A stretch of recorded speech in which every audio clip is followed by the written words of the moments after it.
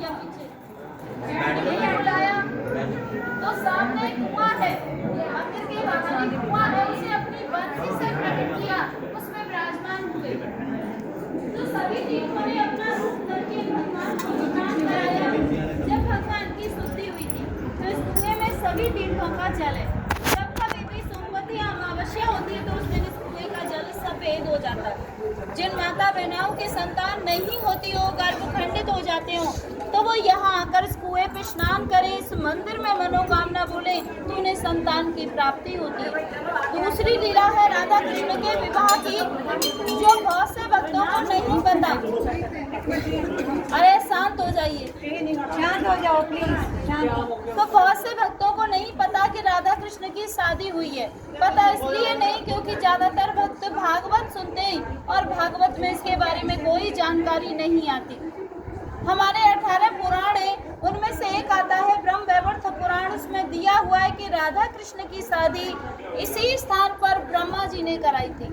जब एक दिन कन्हैया जी और राधा रानी इस स्थान पर पधारे तो उन्हीं की माया से यहाँ पे एक हजारों खम्भों का मंडप प्रकट हुआ, जिसमें सभी खम्भे सोने के थे जो रतन मोतियों से सुशोभित हो रहे थे।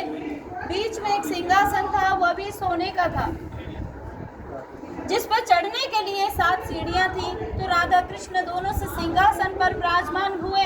तभी ब्रह्मलोक से ब्रह्मा जी आते और अपने कमंडल में से जल लेके राधा रानी के श्री चरण कमलों को धोते और उनसे उनके चरणों की भक्ति का वरदान प्राप्त करते। फिर पूरी वैदिक रीति से उन दोनों का विवाह कराने लगे।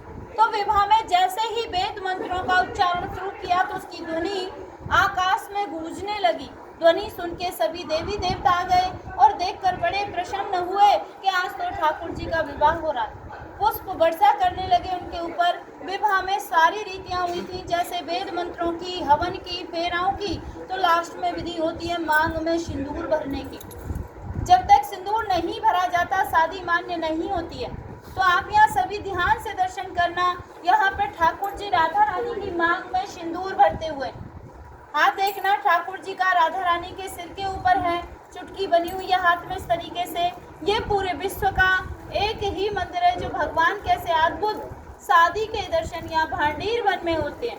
नहीं तो जहाँ भी दर्शन करोगे बंसी बजाते हुए करोगे। यहाँ ठाकुर जी के हाथ में बंसी नहीं है, सिंदूर है मांग भरते हुए। सिंदूर भरने के बाद में जो ब्रह्मा जी थे वो अपने ब्रह्मलोक को चले गए, जो देवी देवता थे वो अपने देवलोक को चले गए। जो उनकी माया से यहाँ मंडप प्रकट हुआ था वो भी यहाँ से अलोप हो गया। राधा कृष्ण दोनों अकेले रह गए। देखते ही राधा कृष्ण दोनों अकेले रह गए। तीसरी लीला है, एक दिन राधे कृष्ण इसी भांडीर वन में भ्रमण कर रहे थे तो कन्हैया जी कहने लगे, हे राधे, ये हमारा तुम्हारा निकुंज बने, हमारी तुम्हारी कुंजों की लीला हुई है, इसलिए आज इस वन को प्रसन्न होके वरदान देता हूँ। जो भक्त यहाँ आएगा और उस कुएं पे आचमन करेगा तो उसे 14 अवतार के दर्शनों का फल प्राप्त होगा। कुएं पे स्नान करेगा तो उसके जाने अनजाने के जो भी पाप हैं सब नष्ट हो जाएंगे। मंदिर में बैठ के कोई मनोकामना मांगेगा तो उसकी मनोकामनाओं को पूरी करूंगा। या फिर कोई भक्त यहाँ एक रात्रि निवास करेगा, कुएं पे स्नान करेगा, माँ बिहारी के दर्शन करेगा तो उसे गोलोक की प्राप्ति होगी। यहाँ भांडीर वन में बैठ के कोई चीज खाएगा तो उसे इंद्रलोक की प्राप्ति होगी। या यहाँ कोई गौदान करेगा तो उसकी 73 पीढ़ियों का उद्धार होगा। इतना सुनने के बाद राधा रानी घबरा गई और बोली, हे प्रभु, आपने इतने वरदान दे दिए, इतना होने पर तो यहाँ भक्तों की इतनी भीड़ हो जाएगी, 24 घंटे वक्त रहेंगे, हमारे तुम्हारे मिलने में बाधा पड़ जाएगी प्रभु। तो ठाकुर जी बोले, हे राधे, गोप नियम, ये मेरा गुप्त वृंदावन है, यहाँ पे हर कोई नहीं आ सकता। जिसके ऊपर मेरी विशेष कृपा होगी वही भक्त यहाँ पर आ सकता है, अन्यथा हर किसी को मैं यहाँ आने नहीं दूंगा। तो जब जिन भक्तों के ऊपर ठाकुर जी की विशेष कृपा होती है वही भक्त यहाँ तक पहुँच पाते हैं। तो ये एक विवाह का मंदिर है। तो यहाँ राधा रानी के कन्यादान का दान होता है। कन्यादान में साड़ी श्रृंगार का सामान राधा रानी को भेंट किया जाता है। जो भक्त पहली बार आते हैं, पता नहीं है, नहीं लेके आ पाते, तो उसके यहाँ न्यौछावर भेंट होती है। साड़ी श्रृंगार का 251, श्रृंगार का 101, जिससे उन्हें राधा रानी के कन्यादान का फल प्राप्त होता है।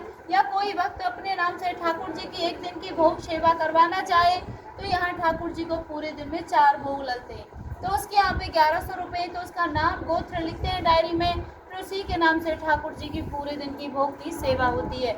एक यहाँ ब्रजवासियों से ठाकुर जी ने भिक्षा मांग के खाई है मधुकरी की। मधुकरी का मतलब मांग कर खाना। तो यहाँ ये वरदान दिया था कि यहाँ भांडीर वन में जो भिक्षा मांग के खाएगा वो किसी भी जन्म में भिखारी नहीं बनेगा, जो भिक्षा के बदले दान देगा वो हर जन्म में दानी बनेगा। तो यहाँ छाछ रोटी का प्रसाद दिया जाता है नीचे मंदिर में, तो आप लेना, और जो भी तुम्हारी श्रद्धा हो गायों के लिए सेवा करने की तो वो नीचे करना, गायों के लिए